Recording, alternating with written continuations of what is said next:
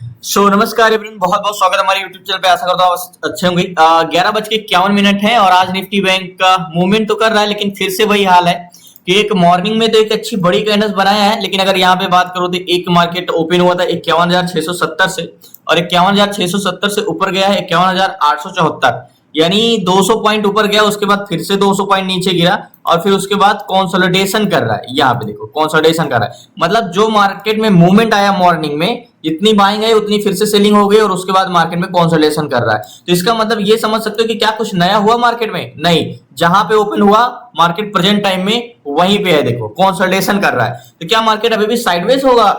Market में देखो क्या ट्रेंड में है। अगर शॉर्ट टर्म ट्रेंड हम देखें प्राइस एक्शन के हिसाब से, तो पहले एक बड़े टाइम फ्रेम में लगा। मैंने आपको बार बार बता रहा हूं कि मार्केट में एक चैनल है जिससे मार्केट से काफी दिन से बताते आ रहा हूं, और उसी के जोन में मार्केट जो मूवमेंट करना चाहिए ना, कुछ खास मूवमेंट कर नहीं रहा है। और यहाँ पे एक बार देखें हम तो मार्केट में बस इतना देखना रहता है, एक बड़े टाइम फ्रेम में कोई बहुत बड़े रेजिस्टेंस के पास तो नहीं है या बहुत बड़े सपोर्ट के पास तो नहीं है। तो यहाँ पे ना कोई सपोर्ट है और ना कोई रेजिस्टेंस है यहाँ के जोन पे।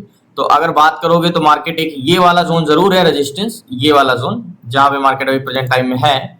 तो मार्केट क्या टेस्ट करके और गिरेगा, ये चीजें भी ध्यान से देखनी है। वो तो हमें डाटा से पता चल ही जाएगा कि मार्केट किधर जाना चाह रहा है, यानी इंटरेस्टेड आज लोग किधर का है, मार्केट को बेरिश ले जाना है या बुलिश ले जाना है। लेकिन बहुत बड़े टाइम फ्रेम में कोई खास सपोर्ट या रेजिस्टेंस ऐसा नहीं है। लेकिन अगर ऐसे देखें तो मार्केट में एक रेजिस्टेंस ये से अगर हम छोटे छोटे प्राइस एक्शन लगाते रहेंगे तो हमें हर जगह कोई ना कोई रेजिस्टेंस सपोर्ट मिलता रहेगा, तो सिर्फ और सिर्फ ये कंफ्यूजन क्रिएट करेगा बस। तो ट्रेंड पहचानने के लिए शॉर्ट टर्म प्रीवियस कैंडल्स का क्लोजिंग प्राइस के मार्केट अगर नीचे है तो ट्रेंड डाउन है और ऊपर है तो ट्रेंड अप है। तो यहाँ पे क्लोजिंग प्राइस कहाँ पे है? कल मार्केट में देखो 3 दिन से मार्केट सिर्फ कंसोलिडेशन कर रहा है। तो मार्केट में कल का क्लोजिंग प्राइस ये है, इसके नीचे है, और मार्केट वैसे भी आज गैप अप ओपन हुआ है। तो गैप अप ओपन होने के बाद भी मार्केट तो ऑलरेडी ऊपर तो है ही है यहाँ से ही। अब बात करते हैं मार्केट में क्या मूवमेंट आ सकता है। क्या मार्केट कंसोलिडेशन करेगा या मूवमेंट आएगा या स्टॉक बुलिश जाएगा? तो सॉरी निफ्टी बैंक बुलिश जाएगा। तो ये समझने के लिए हमें 3 चीजें देखना है, सेलर, बायर और कंपोनेंट, यानी पीसीआर, चेंज इन पीसीआर और वॉल्यूम। ये सब चीजें हमें मार्केट की डायरेक्शन डिसाइड करती है कि मार्केट करना क्या चाह रहा है, मार्केट में हो क्या रहा है और मार्केट क्यों नहीं मूवमेंट करना पा रहा है। ये चीजें बहुत जरूरी है। मार्केट किधर जाना चाह रहा है, यानी किस डायरेक्शन है, और अगर नहीं जा पा रहा है तो क्या वजह है न जाने का, अगर जाएगा तो कितना ज्यादा मूवमेंट आएगा, मतलब स्ट्रेंथ। तो मार्केट में मैं तो एक चीज आपको बताता हूं कि आज नया कॉन्ट्रैक्ट है सेलर और बायर। सेलर और बायर 2 लोग होते हैं मार्केट में। तो आज एक्सपायरी का नेक्स्ट डे, यानी कल बैंक निफ्टी एक्सपायर हो चुका था, आज नया कॉन्ट्रैक्ट है, ठीक है। ये निफ्टी है, आज निफ्टी की एक्सपायरी है तो हम बैंक निफ्टी लगाते हैं। तो देखो बैंक निफ्टी में अब 1 तारीख है, 7 अगस्त को एक्सपायरी होगी, यानी आज एकदम फ्रेश कॉन्ट्रैक्ट नए हैं। तो जब नया कॉन्ट्रैक्ट बनता है तो हमें ओवरऑल डाटा से इंपॉर्टेंट, हमारा यहाँ के डाटा से इंपॉर्टेंट हमारा एड द मनी का डाटा यहाँ का होता है, एड द मनी का, यानी एड द मनी का पीसीआर और वॉल्यूम, ठीक है। तो निफ्टी बैंक में अभी प्रेजेंट टाइम में 51,700 चल रहा है। अब यहां से मार्केट क्या मूवमेंट करेगा या मार्केट इसी तरह कंसोलिडेशन करेगा? तो ऑप्शन चेन में एक बार चेंज, पहले पीसीआर समझते हैं। मार्केट में मैंने बोला ना सेलर और बायर, तो हमारे मार्केट में कौन होते हैं? एक तो हमारे होते हैं सेलर, ठीक है, और दूसरे हमारे होते हैं बायर। बायर, ये 2 लोग होते हैं मार्केट में, सेलर और बायर। तो पहले हम बायर को साइड में रखते हैं, पहले हम सेलर को समझते हैं। तो सेलर 2 टाइप के होते हैं, कौन कौन से? एक होते हैं कॉल सेलर और दूसरे होते हैं हमारे पुट सेलर। ये 2 होते हैं, सॉरी पुट सेलर, ओके।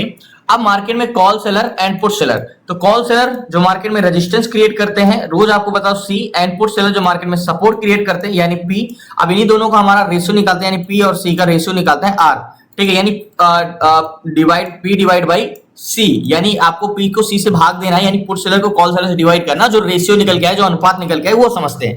लेकिन मैं कहता हूं ना कि मार्केट में क्या दिख रहा है। अगर आप इंडेक्स में ट्रेड कर रहे हो तो मैं हमेशा कहता हूं इंडेक्स में अगर आपको डाटा रीड करना है और आपको उसको डायरेक्शन पकड़ना है तो क्या दिखाई दे रहा है, इससे ज्यादा इंपॉर्टेंट क्या चेंजेस हुए हैं, ये इंपॉर्टेंट करता है। क्योंकि कॉन्ट्रैक्ट तो जो भी बने होंगे वो वीकली कॉन्ट्रैक्ट है ना, तो कल क्या थे, कल का क्या मार्केट का इंटेंशन था, वो आज से मतलब नहीं है। तो बैंक निफ्टी में हमारे पुट सेलर कौन है? पुट सेलर ये है जो मार्केट में सपोर्ट क्रिएट करते हैं, कॉल सेलर ये है जो मार्केट में रेजिस्टेंस क्रिएट करते हैं, ठीक है। तो पुट सेलर हमारे यहाँ 17,48,482, ये हमारे पुट सेलर कितने?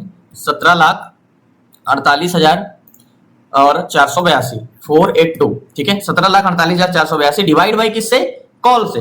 अब पुट सेलर 17 लाख है, कॉल सेलर 22 लाख है, तो हमें तो इतना तो समझ में आ रहा है कि किसकी जनसंख्या, मतलब किसकी मार्केट में ज्यादा है, कॉल सेलर ज्यादा है। कॉल सेलर का क्या काम है, मार्केट को ऊपर जाने से रोकना, यानी प्रतिरोधक, मार्केट में रेजिस्टेंस ज्यादा मजबूत है। लेकिन क्या पता मॉर्निंग से ये कल का दिखाई दे रहा हो। तो कॉल सेलर कितने, 22,99,690, ठीक है, 22,99,690, ठीक है। अब इक्वल करेंगे तो पीसीआर निगेटिव आएगा 0.76 का, यानी पीसीआर क्या है, इसको मैं पीसीआर जो हमारा आया है 0.76 का, यानी नेगेटिव 1 से नीचे आया, यानी 10 लोग मार्केट को ऊपर जाने से रोकने वाले हैं, तो 7 लोग मात्र नीचे जाने से रोकने वाले, तो 10 लोग की संख्या बढ़ी हुई है, ठीक है। तो put seller and call seller market में, तो कॉल सेलर की संख्या बढ़ी हुई है, तब तो मार्केट में आपको आपने सीखा है कि भाई पीसीआर 0.76 का रहना रहेगा, तो मार्केट में हम रेजिस्टेंस पे जाके क्या करेंगे, सेल करेंगे। बट यहाँ पे मार्केट में क्या अभी हम सेल कर सकते हैं, नहीं, हो सकता है मार्केट में मॉर्निंग में 0.60 का पीसीआर रहा हो, अभी बढ़ा हो। तो ये समझने के लिए मैं चेंजेस, अभी तो हम इसको देख रहे हैं, सिर्फ किसको देख रहे हैं, सेलर का, अभी बायर की बारी नहीं है, बायर मार्केट में स्ट्रेंथ डायरेक्शन वही डिसाइड करेंगे।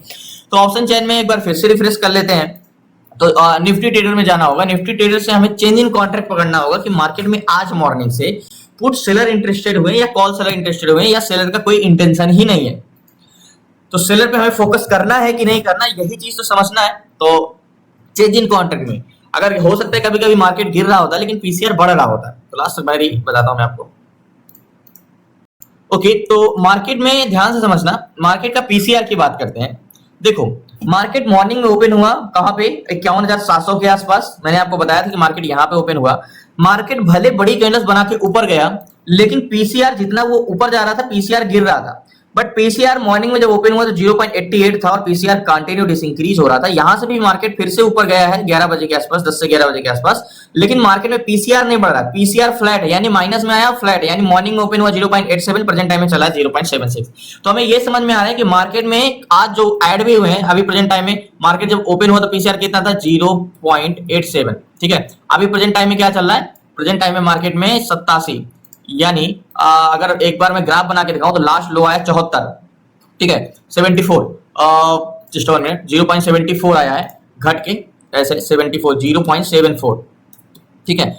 अब मार्केट में एक प्रकार समझो तो पीसीआर मॉर्निंग से घट के और उस समय से फ्लैट चल रहा है ऐसे, और 0.76। तो हम ये कह सकते हैं कि आज मार्केट में कौन ऐड हुए, आपके मन में भी होगा, तो मार्केट में सिंपली आज मार्केट में कॉल सेलर ऐड हुए, यानी मार्केट में सेलर के इंटेंशन क्या लग रहा है, नेगेटिव।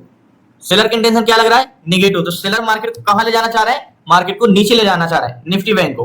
तो इतना तो हमें क्लियर ही हो गया कि मार्केट में सेलर का इंटेंशन क्या है मार्केट में। ओके, तो सेलर का इंटेंशन मार्केट में हमें नेगेटिव लग रहा है। अब बात करते हैं मार्केट में ऐड द मनी।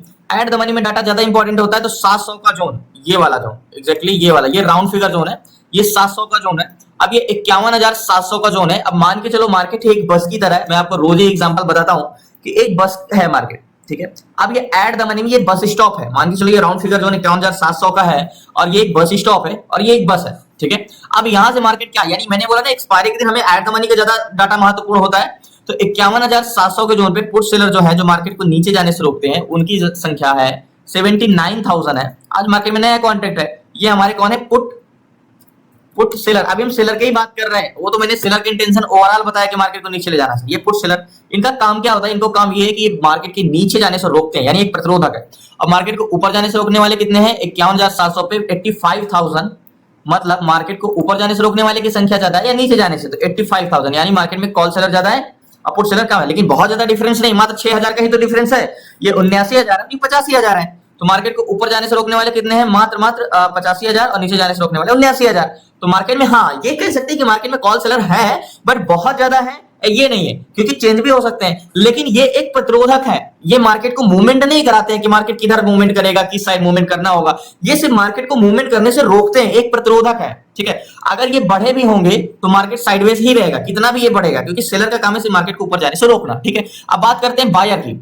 अभी हमने सेलर को देख लिया, अब हम देखते हैं बायर, यानी सेकंड नंबर जो होते हैं बायर, कि बायर मार्केट में क्या इंटेंशन रखते हैं। ओके, बायर मार्केट में क्या चाहते हैं, तो बायर मार्केट में क्या चाहते हैं, पहले तो हम ऐड द मनी का देखेंगे, एक बार रिफ्रेश कर लेते हैं, क्योंकि मार्केट वहीं जाना चाहता है जहां बायर ले जाना चाह रहे हैं, यानी वैल्यूम। तो 51,700 पे 9,19,429 ये कॉल बायर है, जो मार्केट में पैसेंजर का काम करते हैं बस में। देखो सिंपल, ये बस वही जाना चाहिए जहां उसके पैसेंजर होंगे, तो मार्केट में वॉल्यूम वही जाए, मार्केट मूवमेंट करेगा जहां उसका वॉल्यूम होगा। तो यहाँ एट द मनी में यानी एक बस स्टॉप यानी एक हॉरिजॉन्टल जोन पे यहाँ पे जो वॉल्यूम आया है वो 9,19,000 है, जो कि बुलिश इंटेंशन रखते हैं, ठीक है। और 51,700 पे पुट साइड का वॉल्यूम कितना है, 10,99,000, ये पुट बायर।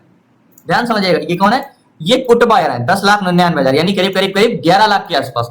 तो बोलोगे पैसेंजर तो किधर साइड के ज्यादा है, ये पैसेंजर है बेरिश साइड के, लेकिन in the money contract gain किधर साइड के, कॉल साइड के। लेकिन ये भी कोई खास नहीं है, देखो क्लोज हो रहे हैं, अगर हल्का सा क्लोज होकर पुट साइड के इन द मनी कॉन्ट्रैक्ट बन गए तो मार्केट तेजी से नीचे गिर सकता है। तो अगर हाँ ये इन द मनी कॉन्ट्रैक्ट कम से कम यहां तक ग्रीन होते तो मैं पुट साइड के वॉल्यूम का जीरो महत्व देता, कोई नहीं, क्योंकि ये सारे माइनस में होते, तो कोई खास नहीं, कोई कॉल साइड के भी माइनस में कॉन्ट्रैक्ट हो रहे हैं। अब ओके ठीक है, एट द मनी में वॉल्यूम तो हमने ये देख लिया कि भैया पुट साइड का बढ़े हुए 10 लाख यानी 11 लाख के आसपास, और इधर 9,19,000, ठीक है। अब ओवरऑल वॉल्यूम क्या है जो मार्केट की स्ट्रेंथ बताता है, क्या स्ट्रेंथ है, 1,18,00,000 वॉल्यूम कॉल साइड का है और 1,14,00,000 वॉल्यूम पुट साइड का है, ठीक है। तो हमें ये समझ में आया कि भाई ओवरऑल वॉल्यूम तो कॉल साइड का है, भले at the money overall market में पैसेंजर यानी बस को पूरे पैसेंजर मिला के देखा जाए तो पैसेंजर कॉल साइड के ही हैं। तो वेट करते हैं यहाँ पे। तो अभी हमें सिर्फ अभी इंतजार करना है, यानी कंपोनेंट।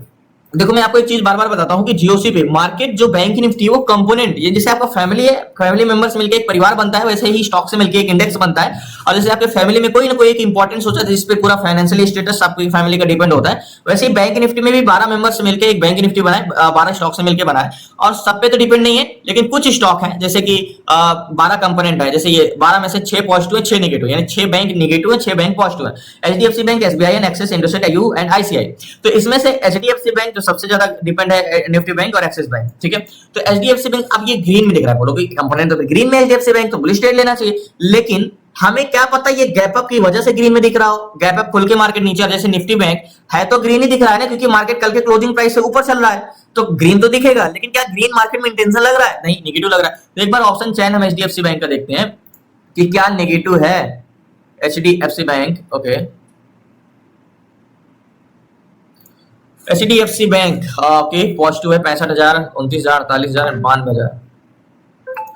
तो 65,000 कॉल बायर तो है, लेकिन एक बार चेंजिंग कॉन्ट्रैक्ट भी मुझे देखना, एचडीएफसी बैंक। ओके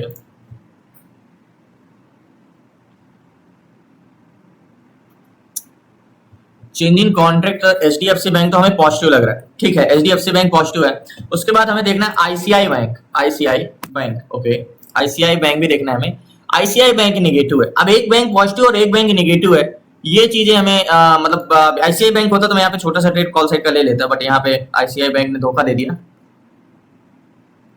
बहुत से इंडेक्स में बहुत सी चीजें देखनी पड़ती है जब आप ट्रेड करने के लिए बैठते हो। आईसीआई बैंक, आईसीआई बैंक देखो बहुत साइड मूवमेंट है, इसमें कोई खास मूवमेंट 19,000, 8,000, 18,000, 29,000। और एचडीएफसी बैंक में भी ऐसा डाटा है ना, जैसे मार्केट में स्ट्रेंथ तो बहुत है बुलिश साइड के, लेकिन सेलर बहुत ज्यादा हावी है, तो मार्केट में रिवर्सल भी हो सकता है कॉल साइड बेरिश साइड का। बट एचडीएफसी बैंक जहां तक है मुझे बेहतर ही लगा बुलिश साइड को, बट सिर्फ एक बैंक के भरोसे तो ट्रेड नहीं कर सकते हैं।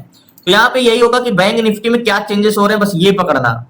तो अभी क्या है, इतना मनी कॉन्ट्रैक्ट 86,000 कॉल सेलर और 77,000 पुट सेलर। तो अभी मार्केट में 85,000 कॉल सेलर थे निफ्टी बैंक में, जो कि 86,000 हो गए, और 79,000 पुट सेलर थे, जो कि अभी प्रेजेंट टाइम में 77,000 हो गए। यानी मार्केट में कौन बढ़े, कॉल सेलर 9,41,000 वॉल्यूम हो गए, पहले कितने थे 9,19,000, यानी कह सकते हो कि करीब करीब 20-21,000 के पास बढ़े, 10,99,000 से इधर को कितने हो गए 11 लाख के साथ 20-21,000 इतना बढ़े। अब देखो मार्केट में वॉल्यूम किधर का बढ़ रहा है, ये समझने के लिए सिंपली आपको ओवरऑल वॉल्यूम से माइनस करना है। जैसे 1,20,22,669, 1 करोड़ जैसे 23 करोड़ है, सॉरी 23 लाख है, 1,20,00,000 सॉरी 1,20,22,000, 1,20,22,669 है, 898 898, इसको माइनस कर दो, 1,20,22,898 माइनस पुट बायर 1,15,95,160, 1,15,95,160, 1,15,95,160। ओके 110, ठीक है, 1,15,00,000 इसको इक्वल करोगे तो माइनस 4,27,728, यानी मार्केट में कॉल साइड का वॉल्यूम 4,27,000 ज्यादा है। कितने, मैं 427 लिख दे रहा हूं जिससे आपको समझ में आए। अब हमें सीधा बाद में अगर कुछ चेंजेस हुए तो एक बार देख लेंगे क्या चेंजेस हुए। सो अभी कुछ चेंजेस देखो मार्केट में, अगर in the money contract call side का क्लोज होने लगे, मतलब देखो अभी मार्केट ग्रीन कहां तक है, 51,600 तक मार्केट में ग्रीन है, ठीक है। लेकिन चेंजेस भी तो होना चाहिए। बैंक निफ्टी को एक बार फिर से रिफ्रेश करते हैं तो कितने थे, 84,000 हो गए, अभी 78,000, यानी कहीं ना कहीं ये भी घट गए अब कॉल सेलर। तो घट बढ़ दोनों रहे, 9,59,000, 10,44,000। तो सेम सेम वैल्यूम भी बढ़ रहा है। ओवरऑल वैल्यूम 1,21,00,000 और 1,17,00,000। तो कह सकते हो 17,4,21 यानी 4 लाख का पहले डिफरेंस था, 4,27,000 का, अभी भी वही सेम टू सेम कहीं ना कहीं डिफरेंस है। तो उतना ज्यादा वैल्यूम नहीं बढ़े, तो इसीलिए कहता हूं थोड़ा सा मार्केट काफी कंफ्यूज, क्योंकि मैंने बैंकिंग सेक्टर में दो बैंक देखा, एक एचडीएफसी बैंक, एक आईसीआई बैंक, एक पॉजिटिव है और एक निगेटिव है। तो इतना मतलब इतना इजी भी नहीं होता ऑप्शन में ट्रेड करना। वही कभी कभी आपको बहुत इजी मिल जाएगा और कभी कभी मेन चीज होता है यही तो पकड़ना कि कब हमें ट्रेड नहीं करना। जितना इंपॉर्टेंट होता है ट्रेड करना, उससे ज्यादा इंपॉर्टेंट होता है ये जानना कि कब हमें ट्रेड नहीं करना चाहिए। तो यहाँ पे चुपचाप अभी बैठ के डाटा चेंजेस क्या हो रहा है, एक बार निफ्टी ट्रेडर में बैंक निफ्टी लगाते हैं और एक बार फिर से देखते हैं कि क्या चेंजेस हुए हैं।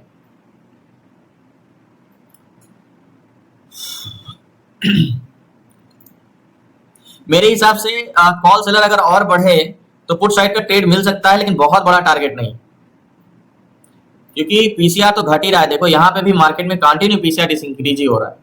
तो वेट करते, लेकिन अभी डायरेक्टली कूद नहीं सकते ट्रेड पे, इंतजार करना पड़ेगा अभी भी। तो वेट देखो, जहां तक ये है कि मैंने बोला ना मेन चीज होता है कॉन्ट्रैक्ट क्लोज होना। यानी ऑप्शन चैन में अगर देखें तो 51,700 पे अभी 51,600 तक in the money contract close थे, ग्रीन थे, अभी 51,500, यानी कॉल साइड का कॉन्ट्रैक्ट कुछ क्लोज होने लगे, यानी पोजीशन लोग अपनी स्क्वायर ऑफ करने लगे कॉल साइड की। तो अगर कॉल साइड के लोग पोजीशन स्क्वायर ऑफ करने लगे तो उनका माइंडसेट यही है कि मार्केट बुलिश नहीं जाएगा, बेरिश जा सकता है। बट स्ट्रेंथ नहीं रहने वाली है मार्केट में। स्ट्रेंथ तभी होती है जब ओवरऑल वैल्यूम और एट द मनी में वैल्यूम आपके फेवर में होता है। 1,18,00,000 एंड 1,22,00,000, 4 लाख का डिफरेंस अभी भी है। और देखो यहाँ पे इतने तीन, अभी तो 51,300 400 तक आ गए, तो मतलब कॉन्ट्रैक्ट क्लोज हो रहे हैं कॉल साइड का। तो वेट करते हैं थोड़ा सा।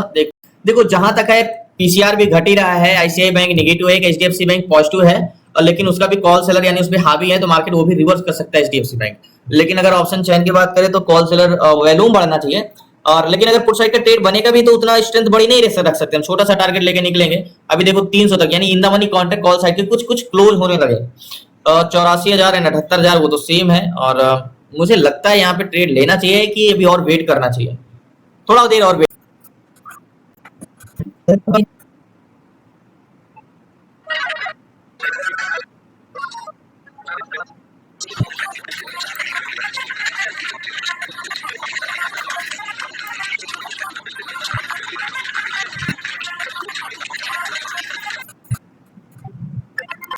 सो फाइनली एक पुट साइड का ट्रेड लेता हूँ, छोटा ही टारगेट रहेगा, मैं बताता हूँ रीजन क्या है ट्रेड।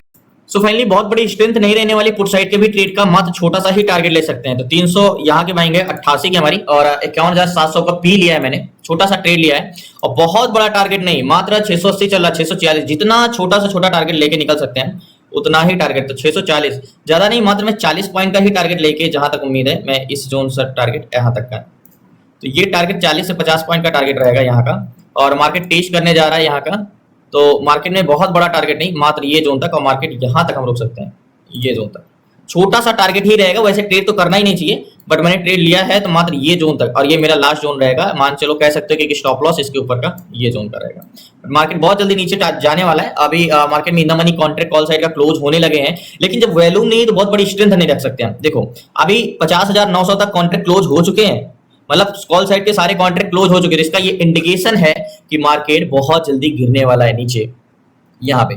तो पुट साइड का मैंने ट्रेड लिया, लेकिन स्ट्रेंथ मैं अभी भी बता रहा हूँ कि बहुत बड़ी नहीं रहेगी। देखो कॉन्ट्रैक्ट क्लोज कितने पहले याद होगा, 300 तक 600 तक थे, अभी यहाँ तक क्लोज हो गए। बाकी ओवरऑल वैल्यूम 1,26,00,000 एंड 1,21,00,000 वैल्यूम तो अभी भी है पुट साइड का। यहाँ पे 12,04,000, 9,98,000, यानी 2 लाख पुट साइड का वैल्यूम पुट साइड का ज्यादा है। तो ये कॉन्ट्रैक्ट क्लोज होने लगे कॉल साइड का, तो मार्केट बेरिश जाएगा, बट वेट करते हैं यहाँ पे, लास्ट तक बने रहिए।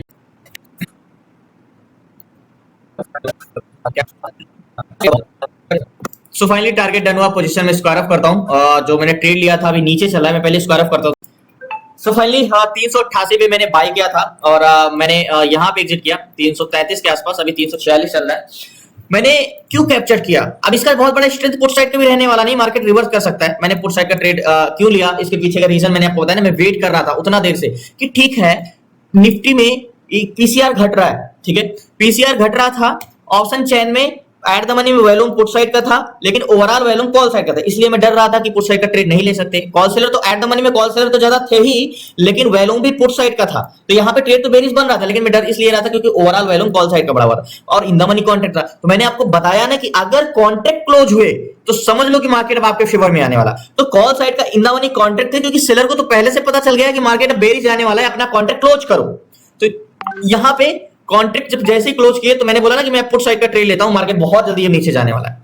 तो जैसे मैंने ट्रेड लिया, मात्र 2 मिनट के अंदर टारगेट दिया, बल्कि टारगेट तो मेरा यहां था, मैंने पोजीशन अपनी स्क्वायर के 622 पे, यानी करीब करीब मैंने एंट्री किया था 680-82 के आसपास, तो कह सकते हो 60 पॉइंट का मैंने प्रॉफिट लिया। और यहाँ पे मैंने 600, यहाँ पे 388 पे मैंने बाय किया था 633, यानी मुझे 50 पॉइंट का मिला प्रीमियम में। तो इस रीजन से मार्केट में कैप्चर करना, देखो अभी पुट साइड का ट्रेड। अब देखो मैं कहता हूं, क्या ट्रेड में लॉजिक नहीं था? अगर जैसे जैसे मैंने बताया, मैंने जल्दबाजी तो नहीं किया, मैंने उस टाइम तो ट्रेड नहीं लिया, मैंने कुछ देखा क्या लॉजिक था, क्योंकि डाटा तो नेगेटिव था, लेकिन in the money contract call side का था, इस रीजन से मैं ट्रेड नहीं ले रहा था। जैसे ही कॉन्ट्रैक्ट क्लोज होने लगे, मैंने क्या बोला, अब मैं ट्रेड लेता हूं, क्योंकि अब कंफर्म हो गया कि मार्केट बेरिश जाएगा। ऐसे बहुत सारी चीजें, मैं क्लासेस में भी आपको और चीजें बताई हैं कि रिवर्सल पकड़ना है, चेंजेस पकड़ना है। अगर आपको बैंक निफ्टी में ट्रेड करना है तो क्या डाटा ये मैटर नहीं करता, क्या चेंजेस हो रहे हैं ये इंपॉर्टेंस करता है। धन्यवाद, शुक्रिया, लास्ट में आपसे जरूर मिलता हूं, लास्ट तक बने रहिए। देखा ना, इसीलिए मैं मतलब स्ट्रेंथ आपको पहचानना बहुत जरूरी होना चाहिए। जैसे मैंने बोला ना कि इसकी कोई खास बेरिश स्ट्रेंथ भी नहीं है मार्केट, ये बुलिश भी जा सकता है, यहाँ से रिवर्स भी फिर इस जोन पे जा सकता है। तो इसलिए मैंने छोटा टारगेट लिया, लेकिन एक शार्प कैंडल बड़ी से बनी, इसलिए मार्केट नीचे आ गया। तो लास्ट में आपको जरूर बताऊंगा कि बहुत बेरिश इंटेंशन इसका भी नहीं है। सो याद होगा निफ्टी बैंक में मैंने ट्रेड किया था, जो कि यहाँ पे बेरिश ट्रेड लिया था इस जोन पे, करीब यहाँ के जोन पे पुट बाय किया था। इसके बाद नीचे का टारगेट था। तो मैंने एक चीज बताया था ना कि जैसे ओवरऑल वॉल्यूम हमारे फेवर में नहीं था, बुलिश साइड का था, but in the money contract close होने की वजह से, एट द मनी में बेरिश होने की वजह से, कि यहाँ पे तो बेरिश मतलब बेरिश इंटेंशन था, लेकिन लोगों को लॉन्ग पोजीशन के लिए मतलब दूरी कह सकते हो, बड़ा टारगेट के लिए लोगों का इंटेंशन नहीं था, एक तरफा मतलब बेरिश इंटेंशन नहीं था लोगों का।